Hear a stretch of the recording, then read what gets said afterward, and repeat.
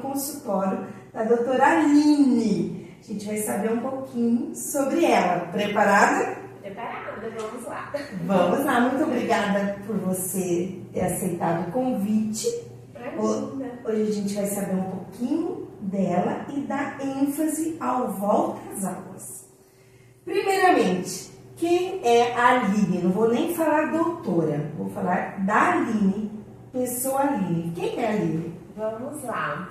Eu tenho 38 anos, sou casada, tenho um filho já de 14 anos. Não parece, né? Com essa carinha. Menina, já tá assim, ó, bem maior do que eu. Eu brinco que quando eu preciso conversar olho no olho com ele, eu falo, senta, porque já não tá mais assim, né? Então, e sou psicóloga, né? Trabalho hoje com o público infantil, adolescente, crianças típicas e atípicas. E a minha vida, ela se divide muito ali de uma forma que eu tento englobar a todas as áreas, né? A minha dedicação para o trabalho, dedicação para a família, para amigos. Eu, meu marido, meu filho, a gente gosta bastante de reunir amigos em casa, de festas, de músicas, a gente é bem animado. Que bom. Então a gente tenta conciliar um pouquinho aí de todas as áreas, cuidar também da nossa espiritualidade, se dedicar para a nossa religião, tudo isso faz parte, né, daquilo que é importante. São vários pratos para a gente ir equilibrando, né, Lê? Mas a gente tenta dar as devidas importâncias aí para todos eles. E nunca esquecendo da gente. Com certeza, né? com certeza. Você tem algum hobby? O que você gosta de fazer? Olha, leitura é algo que eu amo.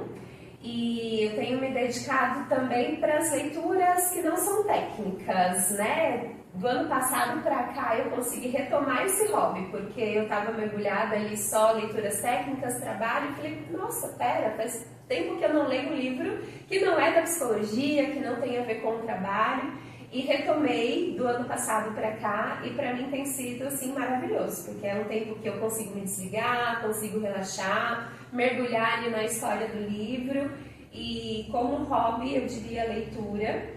Mas eu gosto também de atividades físicas, atividades ao ar livre, bater perna, passear, conhecer lugares novos. Viajar é bom, Viajar né? é bom demais. Eu não tenho tempo ruim, não. Comunicação com as pessoas, conhecer pessoas. Gente, isso é bom demais. Verdade. E o que você não gosta de fazer? Ai, o que eu não gosto de fazer... Será que essa Aline gosta de fazer tudo? Olha, eu posso te dizer assim que eu não tenho muita habilidade para cozinha, Lê. É mesmo? Eu gosto, sabe? Mas assim, exige de mim um esforço, cozinhar. Eu tenho um marido muito habilidoso na cozinha, que então bom. isso me coloca numa zona de conforto que quando eu preciso ir para a cozinha, eu preciso me esforçar, né, para dar certo, para fazer direitinho e tudo mais. Então, não é que eu não gosto, mas eu não tenho muita habilidade. Então, isso exige Você um fica pouco com a mais louça? de mim. Fica com a louça? Eu fico com a louça, geralmente. Eu fico.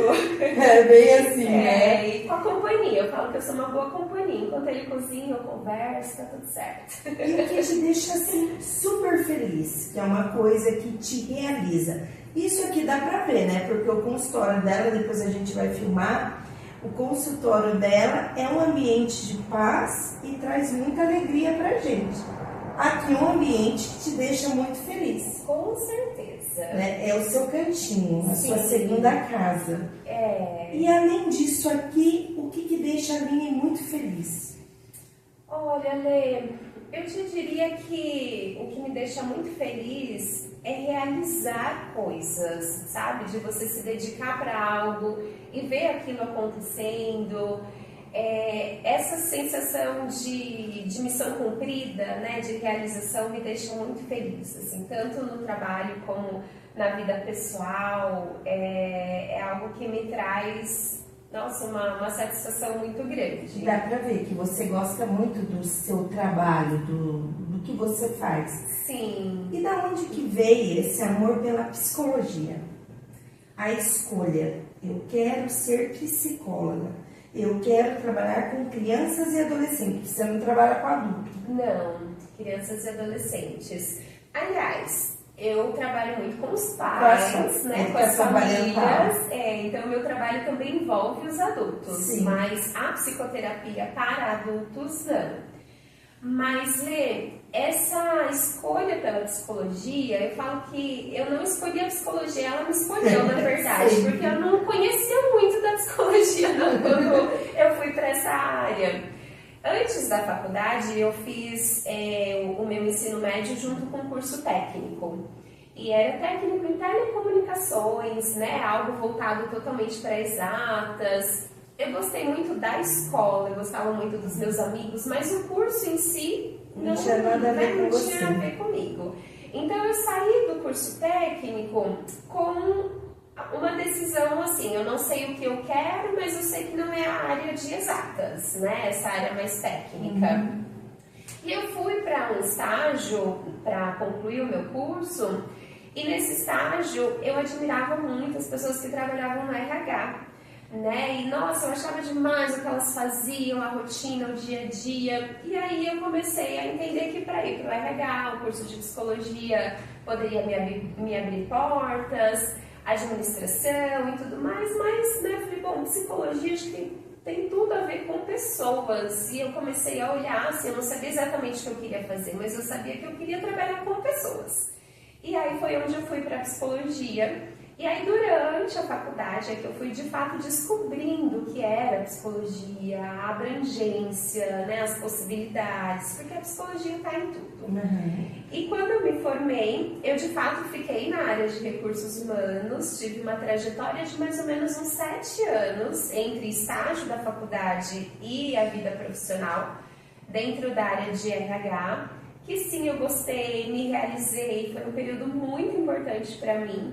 Mas foi chegando um momento que eu quis migrar para a clínica. Então você trabalhou na área empresarial? Sim, trabalhei em empresas e ainda dentro da empresa eu comecei a atuar no consultório em instituições, né, ainda fazendo trabalhos voluntários, aprendendo a psicologia clínica, né, me formando dentro dessa esse trabalho voluntário. Nossa, gente, vocês não têm ideia. Terminou um curso, vai fazer essa parte voluntária, vai se doar. Ah, mas eu não vou ganhar nada. Você está ganhando muito. Com certeza, com certeza. Né? Para mim foi a base mesmo, porque desse voluntariado é que eu realmente descobri a clínica e realmente vi que eu gostava. Porque enquanto eu estava na área de recursos humanos, eu tinha para mim que, poxa, né, a psicologia clínica, mas eu nunca tinha atuado, então, né, o voluntariado foi o que me trouxe realmente a experiência prática ali, de me experimentar na clínica e ver o quanto, né, o nosso trabalho dentro da clínica contribui, o quanto faz a diferença. E aí foi onde eu realmente bati o martelo de é isso que eu quero. E fui me organizando para fazer a transição. Deixei a área de RH, deixei a empresa que eu trabalhava e comecei no consultório. Nessa instituição que eu comecei atendendo, eu atendia crianças, porque era uma instituição que só atendia crianças e adolescentes. Já estava no sangue. Né, foi onde eu comecei. Eu não tinha para mim assim, eu quero ser psicóloga infantil. Não, foi onde eu comecei. E ali eu fui descobrindo que na infância é onde está a base, né? É onde a gente consegue minimizar muito das consequências que a gente pode levar, né, para a vida adulta. E eu fui me identificando com o público, com o trabalho, e eu fui realmente me firmando cada vez mais dentro da psicologia infantil.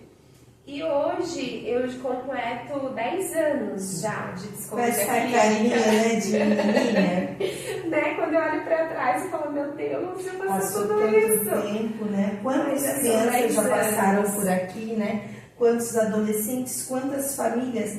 É tão gostoso quando você encontra com eles na rua. Ai, Tia Aline, né? Ai, Tia Aline, você foi minha psicóloga. Ô, louco, você tá desse tamanho já, né? Sim. E é muito gostoso, é muito né? gostoso, muito gostoso. E eu trabalho com crianças típicas e atípicas, né? Então, tenho a formação no autismo, eu atendo bastante crianças autistas. E eu tenho crianças que, na verdade, hoje já são adolescentes. Criança que começou comigo com 5 anos de idade, hoje já está com 12 anos e continua aqui. A gente começou com uma intervenção precoce, né, uma intensidade ali de terapia. Hoje é uma psicoterapia, uma vez na semana, mas continua em acompanhamento. E eu olho para trás e falo, gente, era petitiquinho, hoje já tá, sabe, um meninão, e poder acompanhar E é tão poder, né, estar gostoso junto, é maravilhoso demais. ver a evolução deles. Vocês não têm noção da importância da terapia, do acompanhamento. É tão diferente essa criança quando chegou pequenininha aqui, com tantos problemas, com tantos erros, com tantos medos, e de repente você vê como a criança está caminhando. Né? É o que é gratificante. É gratificante e é o que faz a gente querer continuar, né? A gente vê os resultados e, nossa, isso traz pra gente uma vontade muito grande de querer continuar. Lembrando que querer continuar é todos os dias. Qualquer terapeuta, qualquer profissional que faça qualquer coisa tem que estudar. A gente tem que buscar recursos o tempo todo, porque todos os dias está chegando coisa nova, né? Sim. A gente tem que estudar, a gente tem que buscar, a gente tem que reciclar, fazer cursos, buscar coisas novas sempre. Sempre. Isso é importante. Nossa, sempre, né? A faculdade de psicologia, ela te dá uma base. Mas depois de formada, né, tem até um jargão que eu gosto bastante que fala uma vez psicóloga para sempre estudante. Sim. Porque você não pode parar. Não pode. Ainda mais se falando de ser humano, né, Lê? Assim, as transformações, a sociedade, tudo muda tão rápido. Então a gente precisa também buscar essa atualização, né? Claro que a gente não dá conta de tudo, até por isso eu acho que escolher o seu foco é importante, porque se você quiser estudar tudo sobre todos, é impossível. Então ter um foco, né? Uma faixa etária que você atende, uma demanda que você vai focar, isso é muito importante também para você realmente se aprofundar naquilo, porque com certeza. É muita coisa. Você tem medo? De repente chega um caso aqui na clínica. Meu Deus do céu, como assim? O que eu vou fazer? Te dá medo? Insegurança? Sim. Ansiedade? Sim, porque por mais que a gente se capacite e já tenha aí 10 anos de consultório, sempre aparecem situações que são novas, né? Queixas que eu ainda não trabalhei. Então dá aquele frio na barriga, né? Tipo, nossa! Principalmente dentro da neurodiversidade, né? O autismo, por exemplo, que é com que eu tenho mais contato, é um funcionamento diferente, né? Então, para nós, pessoas típicas, nos colocarmos no lugar deles, entender, né, o que se passa, como funciona, como que a gente pode promover o bem-estar, é um desafio grande. Então, sim, me dá aquele frio na barriga, me dá insegurança. Principalmente quando a criança não fala. Você tem que embutir a comunicação alternativa, os recursos visuais e entender o que passa dentro dele, né? Sim. Porque ele não fala, ele não se comunica, mas com o olhar, com gestos, né? Sim. Ele vai transmitir de alguma forma. Com certeza. Né? E no começo da clínica, essa insegurança me impactava um pouco mais, né? Me travava um pouco mais. Hoje já entendo que ela faz parte, né? É uma insegurança que traz também aquele sabor do desafio, de nossa, é um caso difícil, né? É uma situação que precisa de muito cuidado, assim, de um olhar realmente bem focado ali. Então, a gente vai com a insegurança mesmo, né? E vai sempre levando o melhor, buscando a ciência, buscando, né, o que a psicologia tem para te conduzir, os recursos. E aí depois, né, aquele desconhecido vai se tornando conhecido e a gente já vai ficando um pouco mais confortável. E é tão gostoso daí você vendo que, mesmo com medo, você não desistiu, você seguiu e você ter, muitas vezes, o retorno da família satisfatório. Olha, meu filho hoje é outra criança. Sim, é muito gostoso.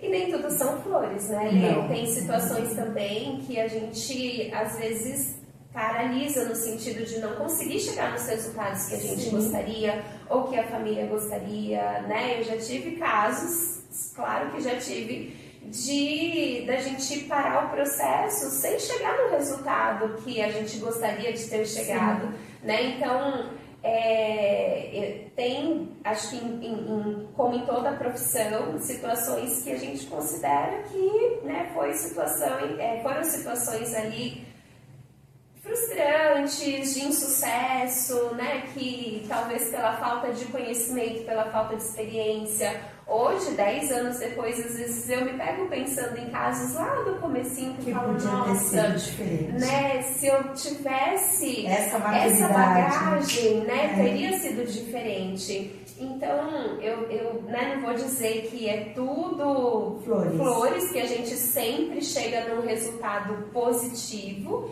né? A gente tem os aprendizados também, tem os dois lados, como em qualquer área profissional, mas com certeza a trajetória contribui muito para a assertividade, né? Porque a experiência, juntando com o que você estuda, com o que você busca de recurso, de formação, ali, de atualização, tudo isso vai contribuindo para que os resultados realmente se encaixem com aquilo que é o esperado. Mas às vezes... Vamos falar um pouco de sonho. Qual é o seu sonho? Você tem algum sonho hoje que ainda você não realizou? Na área profissional mesmo? Pode, ou na pessoal. Olha, na área profissional eu coloco como um sonho mesmo, não é ainda um plano, mas um sonho ainda de ter um livro meu, sabe? De escrever um livro. Legal. Eu gosto muito da leitura, da escrita, mas não é um plano, nunca parei para concretizar isso, mas eu tenho como um sonho. Um livrinho infantil ou de repente um livro de autoajuda? Eu acho que mais voltado para ajuda, sabe? Não seria o livro infantil, mas de repente voltado para uma orientação de pais, né? Pegando ali desafios da infância, trazendo numa linguagem que para os pais seja mais acessível. Então, legal. Eu tenho essa vontade. Você vai ajudar muita gente. E olha, ainda vou vir aqui falar desse livro, imagina. Poxa, já pensou? Que legal. É muito legal. Entramos de férias, as crianças ficaram livres, muitas vezes conectados em celular, com uso excessivo de celular, de joguinho, sem limite, sem regra, sem horário para nada. Voltou agora. Voltou tudo de novo. Agora voltou tudo de novo. Como colocar tudo isso no lugar? Isso que eu quero falar um pouquinho com você agora. Volta às aulas. Agora a coisa deixou de ser livre. Sim. Né? Vai ter que ter regras, desafio, vai ter que ter limite para ter um bom ano letivo.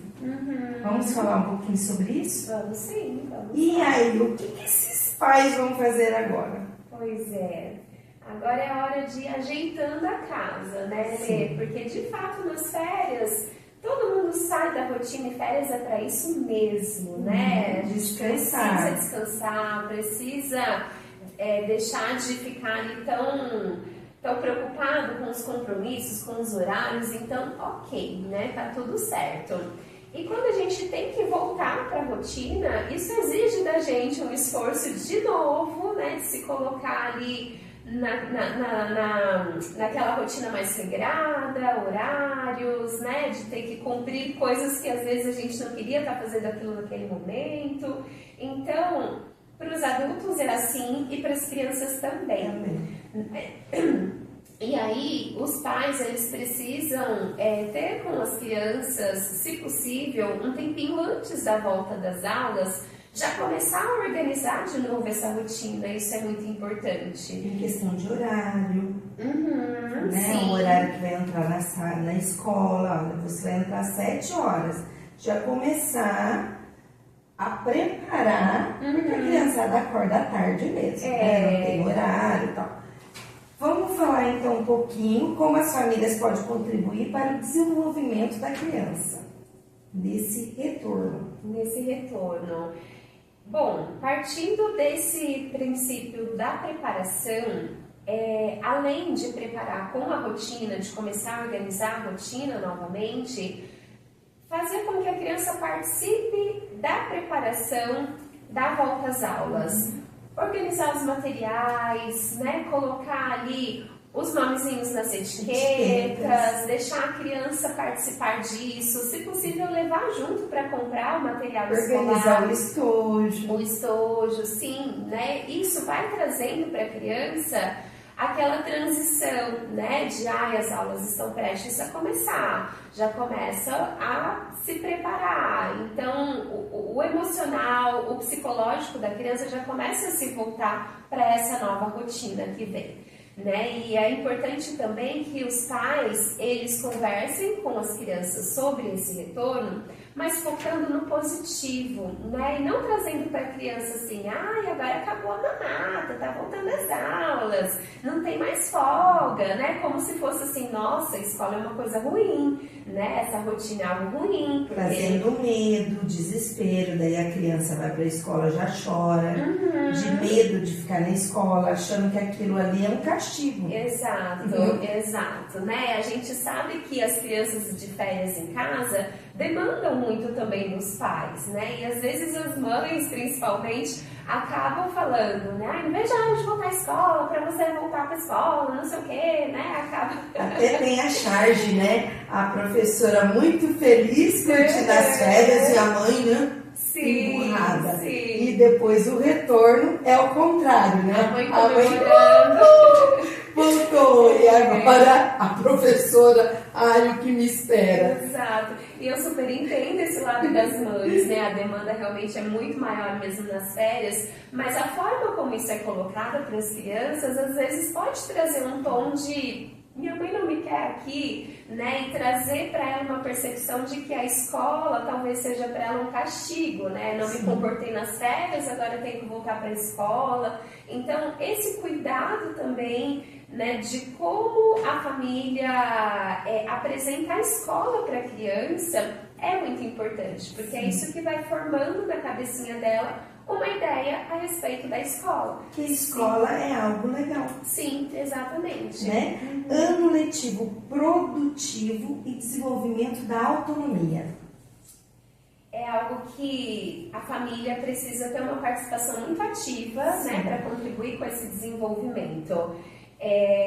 Eu vejo que hoje a gente se depara com muitas situações onde os pais cobram das crianças essa autonomia, mas nunca pararam para ensinar essa autonomia para eles, né? Cobra que a tarefa esteja feita, que esteja o material organizado, mas nunca sentaram com a criança para fazer junto a tarefa, para organizar junto o material, de mostrar o caminho, né? De dar modelos. Então, para que esse desenvolvimento aconteça, para que essa autonomia se forme, porque ninguém nasce autônomo, a gente vai construindo a autonomia, né? E é importantíssimo o papel dos pais nessa formação de dar modelos e de dar principalmente oportunidade, porque o contrário também tem, né? Tem os que cobram das crianças sem nunca ter ensinado e também tem os que fazem pela criança. Sim, né? aí Então, também a criança não aprende. né? A criança não coloca os livros dentro da mochila,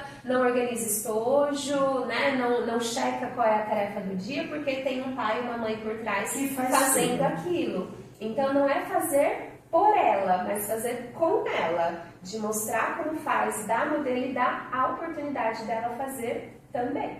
Eu acho muito importante nessa hora da tarefa, da organização da mochila, da organização dos materiais, o poder do elogio. Ah, sim. Porque a hora que a criança está fazendo a tarefa, você está ali observando, nossa, que letra linda! O seu estojo está perfeito. Criança gosta de elogio. Ela recebendo elogio, ela quer fazer mais e cada vez melhor. Não é verdade? Ela está sendo reconhecida, né, por algo que ela fez. Ela está vendo o efeito que aquilo trouxe para o outro também, né? Então é importante, sim. Na verdade, nesse período, nós temos que ajudar a criança a aprender. Né? Ajudar a criança a aprender a estudar, a criança precisa aprender a aprender. Exato. Né? Vamos falar um pouquinho sobre isso. Porque nessa hora a criança tem uma tarefa. Agora, início do ano é revisão dos conteúdos. Né? Não adianta pai e mãe fazer por ela, que ela não está aprendendo nada. Então, como aprender a aprender, Aline? É esse o X da questão, né? De um caminho que precisa ser trilhado com a criança. Das famílias sentarem junto justamente para proporcionar essa oportunidade dela aprender a aprender. Quando percebe que a criança não sabe fazer a tarefa, por exemplo, ao invés de simplesmente dar a resposta, né, de já dar uma solução, construir junto com a criança quais são as possibilidades, né? Tá, eu não sei. Como que a gente consegue chegar num resultado, né? Será que amanhã, se você voltar na escola, voltar para sua professora, explicar para ela onde você não conseguiu, né? Se a gente tenta até aqui, daqui para frente não vai, aí você leva a sua dificuldade para a professora, orientar a criança a buscar as soluções. E também, quando ela não conseguir de uma forma autônoma buscar essas soluções, qual vai ser a referência dela para esse aprendizado, né? Porque os pais, eles não precisam ser as pessoas que têm o domínio do conteúdo que a criança está aprendendo, né? Essa é uma função da escola. Então, eles precisam ajudar a criança a encontrar as soluções no sentido de, vamos pesquisar, né? Vamos ver se a gente encontra uma aula no YouTube, vamos ver se a gente encontra essa resposta no texto, vamos ler de novo, vamos ler em voz alta, vamos voltar umas páginas do livro para ver se a nossa dúvida não está lá, né? A sua dúvida não está lá atrás. Então, dar alguns caminhos. E de fato é algo que a criança não está conseguindo, os pais não chegaram ali num resultado, levar isso para a escola novamente, né? Que tudo bem também chegar lá na escola. Dúvidas. Não tem problema. Exato. Na verdade o professor está ali para tirar as dúvidas, né? Sabe que eu percebo? Que às vezes falta paciência nos pais. Não estou dizendo que só nos pais. Às vezes há uma avó que cuida, um vô, né? Porque hoje as famílias estão terceirizando, né? Uma babá e tal. Mas falta paciência. Não adianta estudar com criança gritando e nem com chinelo em cima da mesa. Isso não vai trazer resultado positivo nenhum para aquele aprendizado. Né? Exatamente, porque com grito, ensinar com grito. Nessas condições, a criança fica sob o controle do estresse, é o cortisol que está ali borbulhando e a criança não aprende assim, né? Ela precisa ter as condições propícias para o aprendizado. E o aprendizado, ele realmente acontece quando a criança entende o sentido, né? Quando o afeto também está envolvido. Tudo isso contribui muito para que realmente o aprendizado se estabeleça. Então, esse momento tenso, associar a tarefa, o estudo a essa tensão, isso não contribui, né? Às vezes a criança até vai concluir o que ela precisa concluir, mas vai trazer a sensação de que ela quer se livrar daquilo o mais rápido possível. Problemas emocionais. Sim, né? sim. E uma outra coisa também, gente, quando for fazer tarefa, quando for fazer qualquer coisa relacionada à escola, à aprendizagem, ter um ambiente agradável. Criança não pode estudar no meio de uma feira, não pode estudar no meio de bagunça, Sim. No meio de um monte de gente conversando, porque ela não está absorvendo o que ela está fazendo, o que ela está aprendendo. Televisão ligada. Né? Às vezes está passando alguma coisa que a criança gosta, inclusive, a atenção fica ali, né, dividida. Detalhes, o pai e a mãe estão conversando. A criança está fazendo a tarefa, está respondendo que o pai e a mãe. Então, na hora de estudar, ter um ambiente apropriado dentro de casa. Não precisa ser um ambiente gigante, mas um ambiente gostoso, tranquilo. Sim. Para ela estudar com tranquilidade e absorver o que ela está aprendendo, né? Vamos lá. Pais ter acompanhado o processo próximo da criança. Você disse na nossa conversa que isso é prioridade 00. Por que 00? Não entendi, Lê. Pais ter acompanhamento próximo com a criança. Você me disse que isso é a prioridade 00, porque o pai tem que ficar próximo da criança. Não jogar a criança para fazer a tarefa sozinho. Sim. Então, já terminou a sua tarefa? Já? Então tá, guarda a sua mochila. Não. Estar ali antenado. Quando você me disse que isso é a prioridade 00, porque é a prioridade primordial.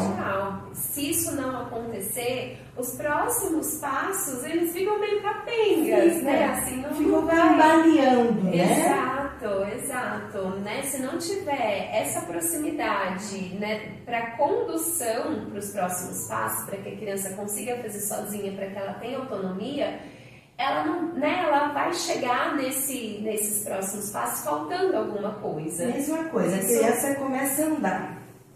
A criança não vai sair andando sozinha, ela precisa de um apoio inicial. Vem aqui, a mamãe vai segurar a sua mão. Vem junto que eu vou te ajudar. Essa é a prioridade 00.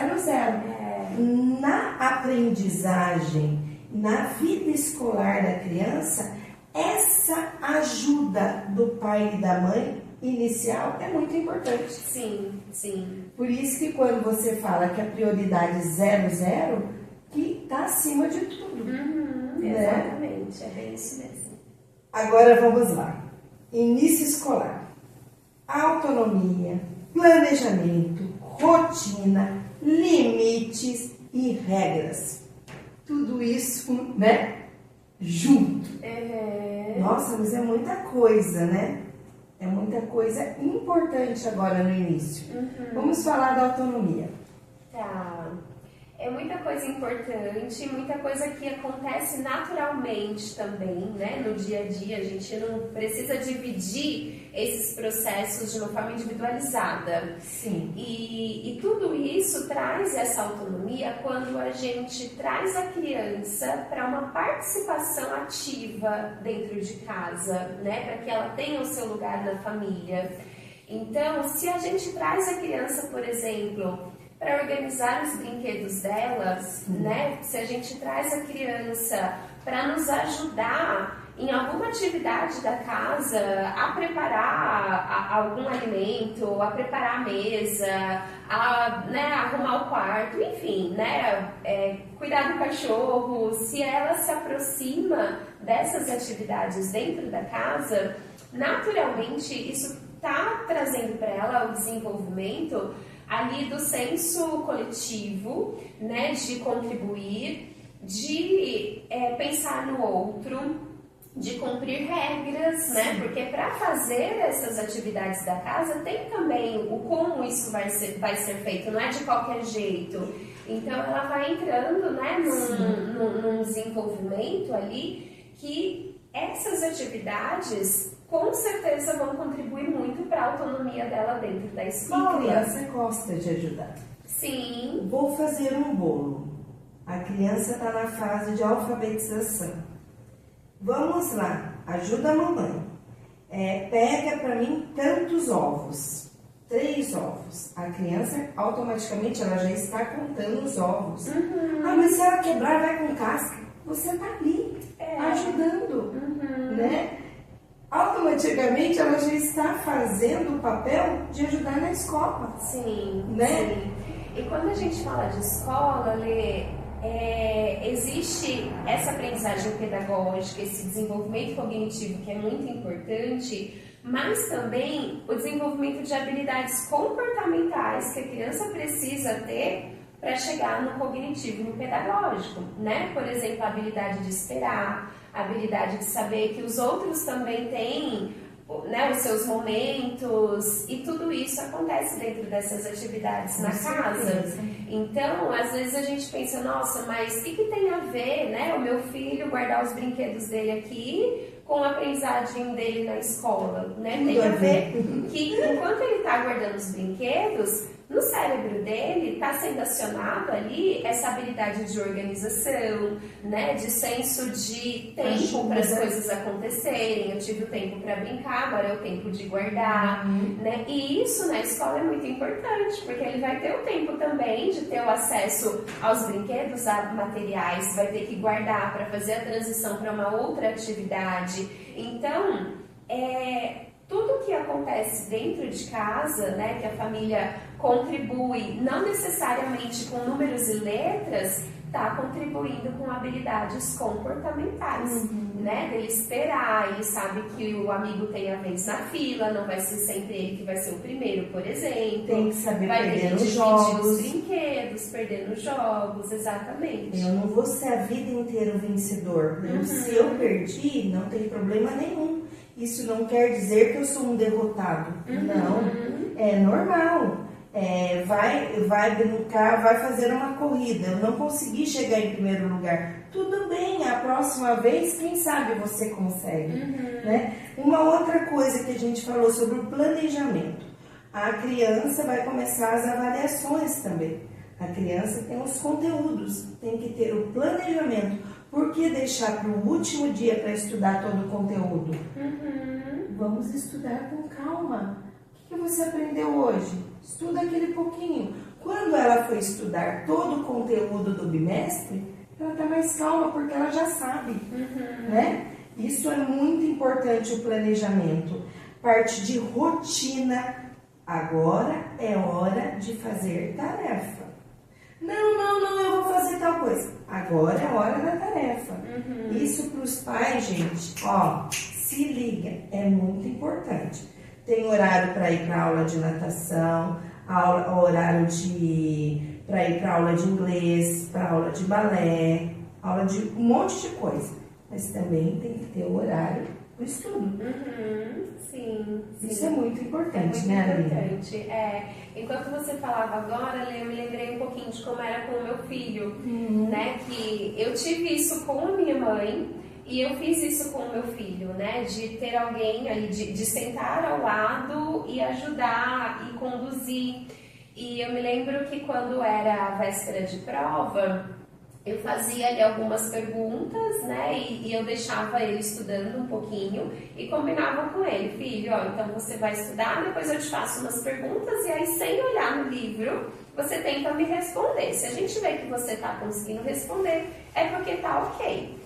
E isso trazia segurança para ele de estou preparado, sabe? E era muito engraçado, porque aí na hora que eu fazia as perguntas, quando chegava uma pergunta que ele não conseguia, ele, vou ter que voltar. Aí ele mesmo voltava pro livro e buscava ali a resposta, essa eu não sei. Não era algo assim que era uma pressão, sabe? De eu vou perguntar e você tem que me responder, e, né? Ai, se você não responder é porque você não estudou. Não, a pergunta era para tirar dele o conteúdo que ele mesmo colocou dentro dele. Se na pergunta não saiu o conteúdo, ele mesmo, né, já sabia que ele podia voltar, podia buscar. Então não era uma pressão. E aí isso trazia segurança para ele, para a prova e tudo mais. E agora, já adolescente, né, são tantas matérias, tantas coisas, ele tem uma autonomia, uma gestão dos estudos que é muito bacana. Eu acompanho, mas ali de longe, né, não preciso estar tão firme assim. Sim. Então, eu acho que esse caminho, né, foi algo que eu experimentei também na minha maternidade, foi muito legal. E na minha infância, porque minha mãe fazia isso comigo. E hoje daí inverteu o papel, né? Exato. Criança tem que ter limite.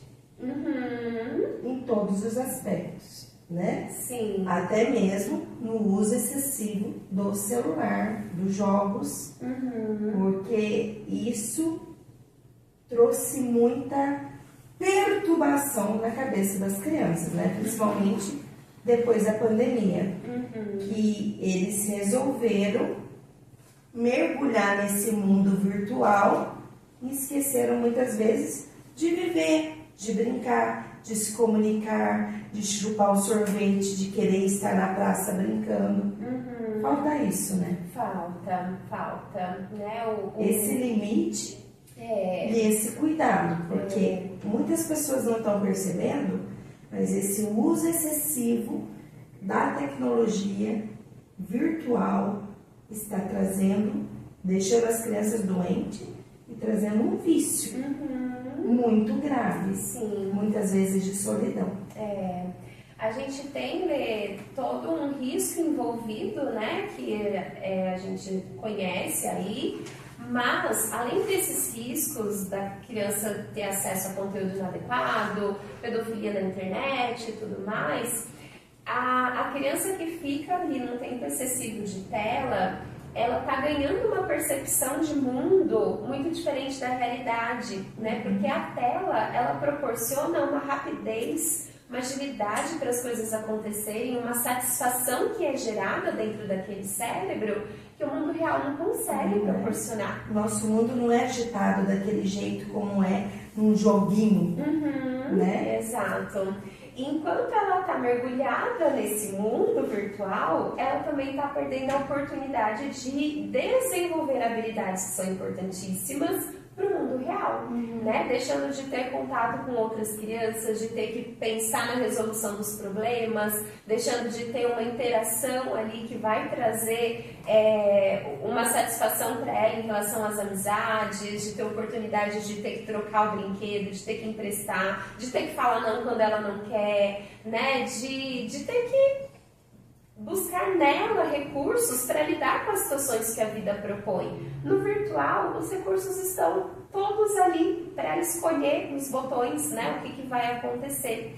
Então, o perigo do excesso de telas é justamente esse, né, de trazer para a criança uma percepção de mundo irreal. E aí, quando ela vai para a escola, por exemplo, né, que ela está lidando com o mundo real, com problemas reais, que as coisas não acontecem no tempo que ela quer, do jeito que ela quer, não tem um botãozinho de vai e volta, a dificuldade é muito grande, né? Muitas vezes ela se assusta, não sabe como lidar, porque o cérebro não está preparado para isso, né? Ele não foi exposto a isso. E daí ela acaba não dando conta sozinha, por isso que daí tem que buscar ajuda de uma psicóloga, gente. Porque isso é muito importante nesse momento. A criança começa a não dar conta, ela não sabe perder, ela quer que tudo seja do jeito dela, chega na sala de aula, as coisas não vão ser do jeito dela, porque tem uma organização, uma preparação, tem outras crianças para também dividir o material, dividir a atenção da professora, e nesse momento dá um choque, né? Ela não dá conta, ela fica perdida, ela fica desesperada, ela vira um peixinho fora d'água, né? E esse cuidado tem que ter muito cuidado em relação ao olhar dos pais. Sim. Por isso que eu estou perdendo o meu filho, né? Estou perdendo o meu filho para esse mundo virtual. Cadê meu filho que eu não conheço mais? Ele não quer sentar com a gente mais para conversar, para se comunicar, nem para sair e para passear. A gente não tem como assim olhar para a tela como uma vilã, né, para o eletrônico, porque querendo ou não, tá aí, né, a gente precisa deles, faz parte do nosso mundo e do mundo das crianças, inclusive. Então não precisa ter esse olhar de ser um vilão, né, de faz mal, proibir, mas o excesso é vilão, o excesso faz mal, né? Virar um refém, né? Exato, esse cuidado precisa ter, sim, né, de ok a criança ter acesso, né, ok ela ter um momentinho ali na tela, tudo bem, mas ela não pode ficar largada na tela, né? Ficar só ali, ser somente a distração dela, a diversão dela, né? Ficar mergulhada ali o tempo todo. Isso é prejudicial. Tá vindo aí 2024, né? Nós já chegamos, seguindo todas as regrinhas que a doutora Aline passou pra gente. Com certeza, as crianças e os pais vão ter um ano bem tranquilo. Sim. Né? E o que você espera de 2024? Nossa, 2024 para mim é um ano que eu tenho grandes expectativas nele, né? Dos meus planos. Quero trazer novidades aqui para o consultório, de poder ampliar mais o trabalho com os grupos, né? Agora que eu estou num espaço maior. Eu estou aqui não tem muito tempo, então como eu me mudei ano passado, até ajeitar as coisas eu não consegui colocar foco nisso, então para esse ano a minha intenção é poder ampliar o trabalho aqui no consultório, abrangendo cada vez mais pessoas, com grupos e também com a internet, né? Como eu falei, ela não é vilã, ela também tem um lado bom. Como psicóloga, eu estou no Instagram e eu gosto de compartilhar, né, o dia a dia do consultório, alguns conteúdos, e às vezes esse conteúdo chega assim em pessoas, em lugares que talvez eu jamais imaginaria que a informação poderia chegar. Então eu acho o máximo, né? Sim, usar a internet de uma forma com qualidade. Sim. Porque tem maneiras de usar com muita coisa, com muita qualidade e de uma maneira que a gente vai conseguir formar muita gente. Exato. Né? Então, para esse ano eu também entrei com esse propósito de estar cada vez mais presente, levando informação, dividindo aquilo que eu aprendo, aquilo que eu tenho oportunidade de conhecer com pessoas que, né, a gente nem imagina assim, como que isso vai chegar nela, como que vai poder contribuir, às vezes não teria acesso se precisasse pagar um profissional, né, para uma orientação, enfim, para ter essa informação. Então, são dois planos aí, ampliar, né, o que acontece aqui no presencial e também no virtual. Vamos seguir a doutora no Instagram, saber mais sobre a vida dela, a história dela, o profissionalismo dela, e muita gente vai aprender muito com o que você expõe, com o que você fala, com o que você vivencia. Muito obrigada, Lili. Obrigada. Passou rápido, a gente não para, não percebe, eu mas... ficaria aqui, ó, mas não tem pão batendo papo. Ai, que gostoso. Eu também. Tchau, gente. Até a próxima. Obrigada.